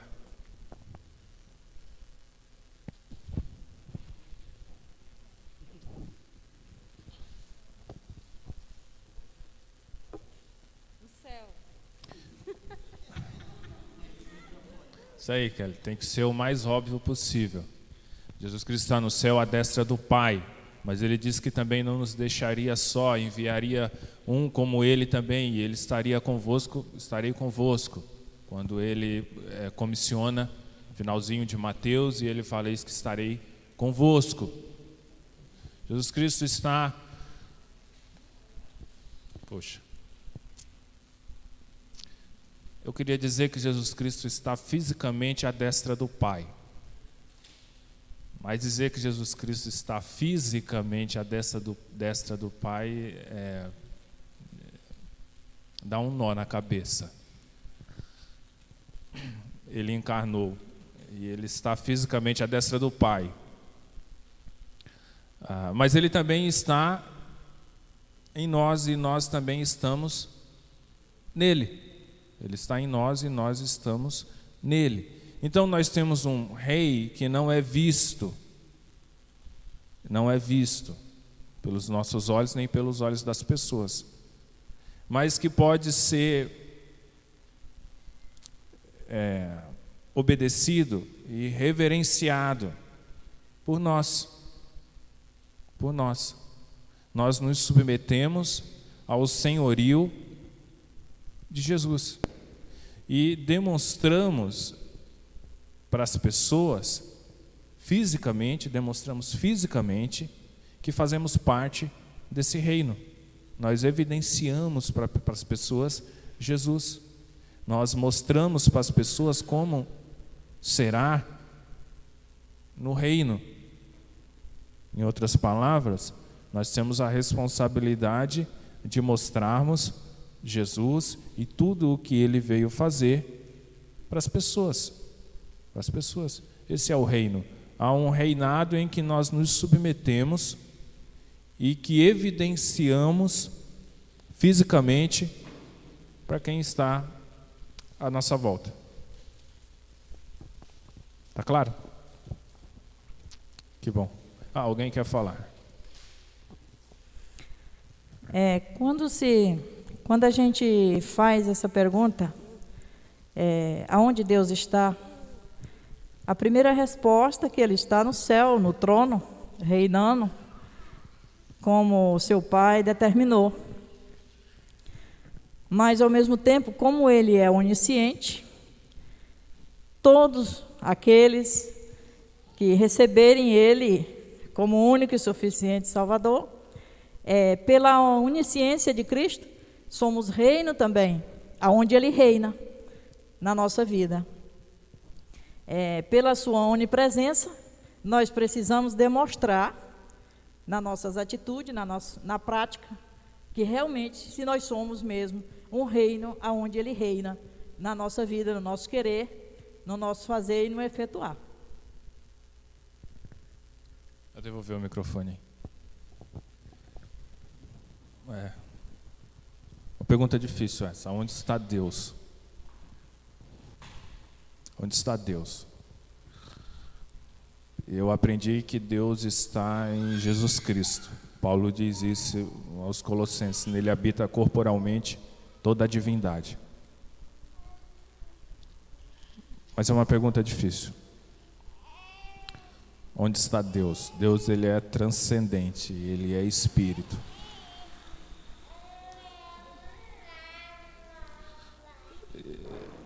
Hoje eu diria que Deus pode ser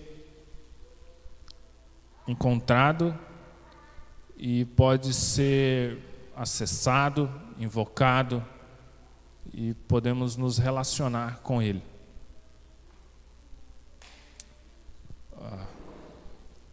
Mas fiquemos com o que aprendemos desde criança. Deus está em Cristo. Em Cristo habita corporalmente toda a divindade. E nós estamos em Cristo. E Ele está em nós. Como Cristo disse, eu e o Pai somos um. Logo podemos viver e demonstrar Cristo para as pessoas e nos submetemos ao senhorio dele, capacitado pelo Santo Espírito. Ótimo, mais alguém? Dou-lhe uma, dou-lhe duas? Vamos ver.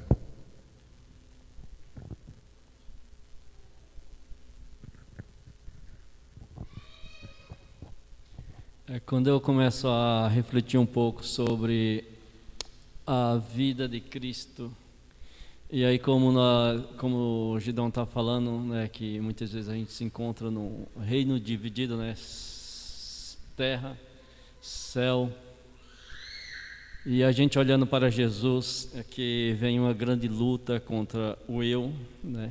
Uma vida em Cristo exige em nós renúncia. E a gente olhando para Jesus, Ele viveu aqui na terra, em nenhum momento a gente percebe ou vê Ele em busca de ser servido E em nenhum momento a gente vê ele em busca de satisfação em algo terreno, material. E eu começo assim a refletir e olhar para o Tecinho. É uma grande luta, porque dentro de mim, muitas e muitas vezes,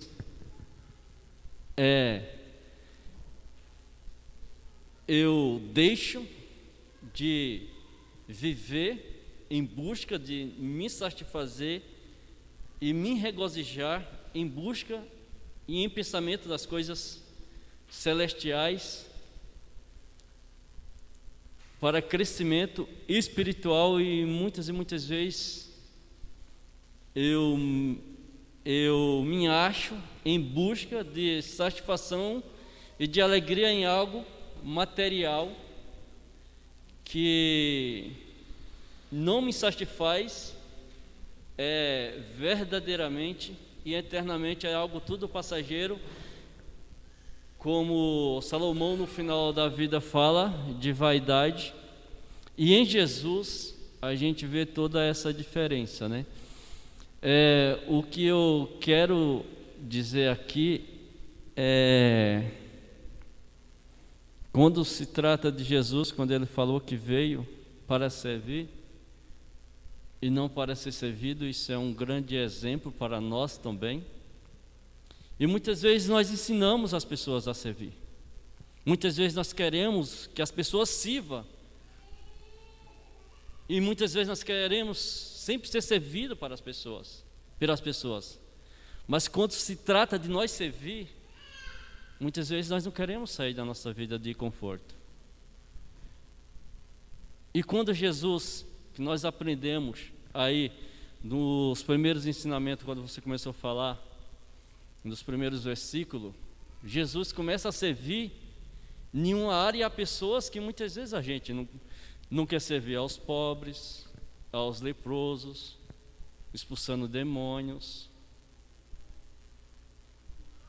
Então, Jesus, por onde ele passava, ele fez toda a diferença.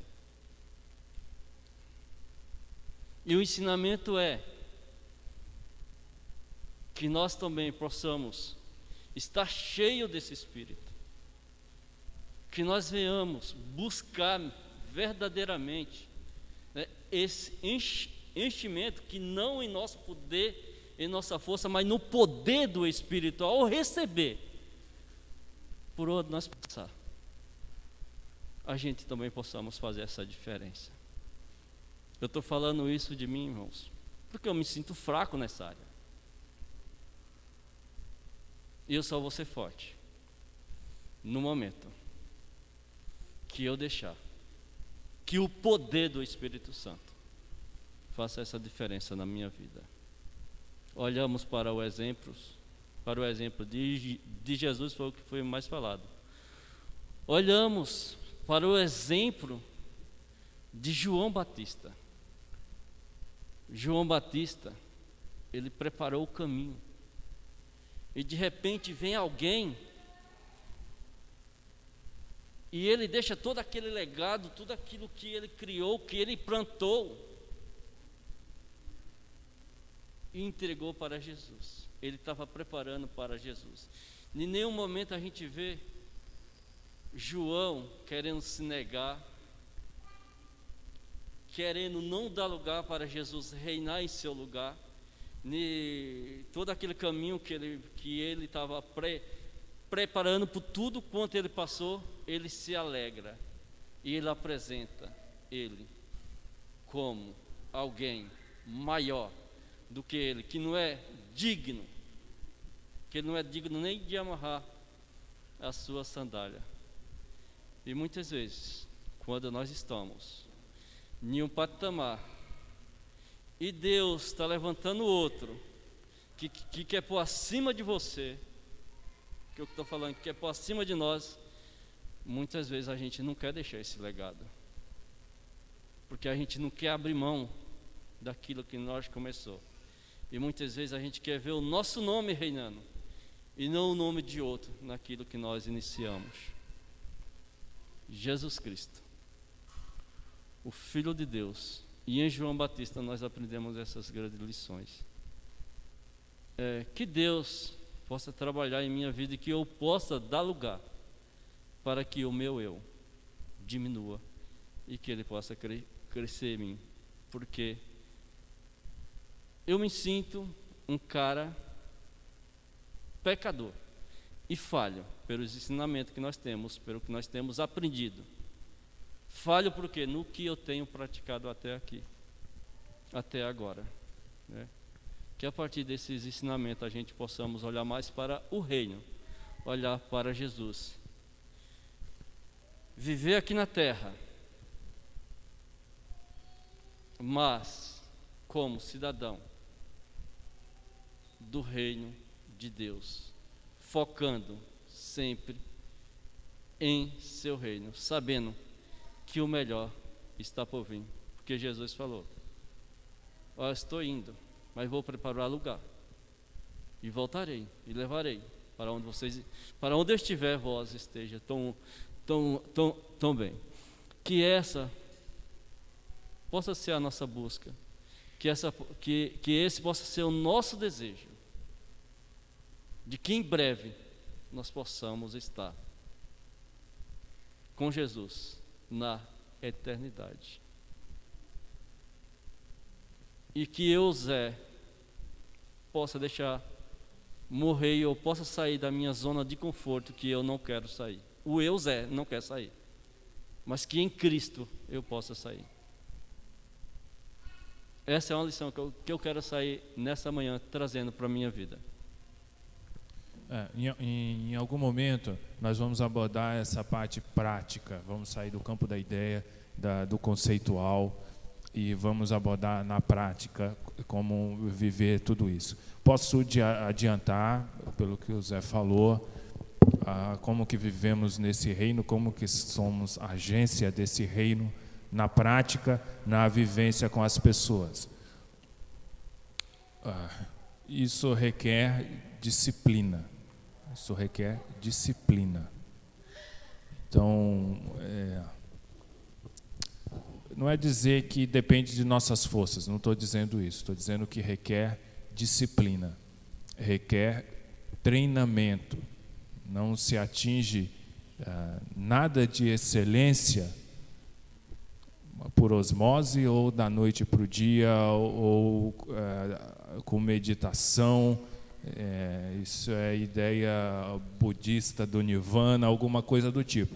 A vida cristã na prática, no dia a dia, com as pessoas, com o filho, com a esposa, com o empregado, com o patrão, na ponta da faca, requer disciplina, requer treinamento.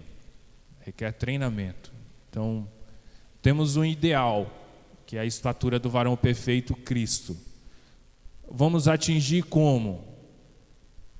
Plenamente só na eternidade. Mas como que caminhamos, como que somos renovados de glória em glória até atingir essa estatura do varão perfeito? Com disciplina. Com disciplina.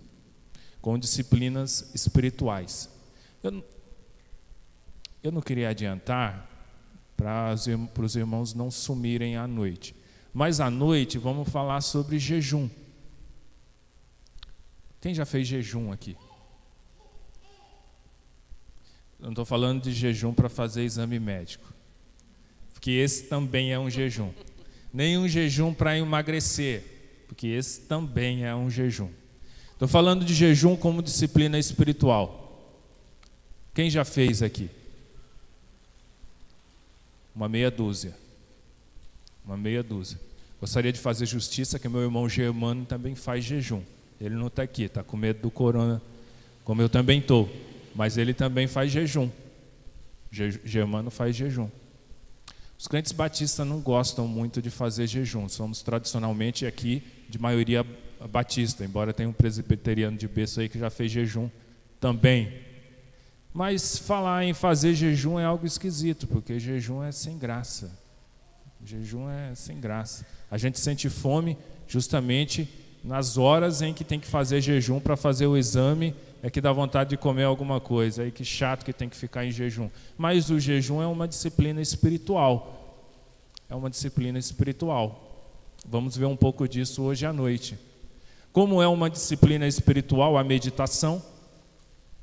Mas ninguém consegue meditar. As redes sociais não permitem que ninguém medite. Não dá para meditar.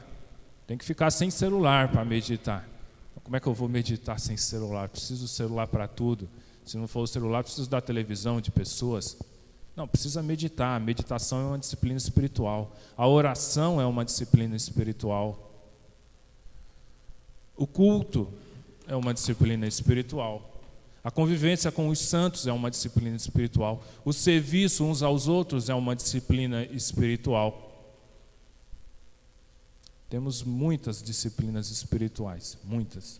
Sem uma dedicação, sem um empenho em disciplinar, em treinar, então a gente fica no campo das ideias.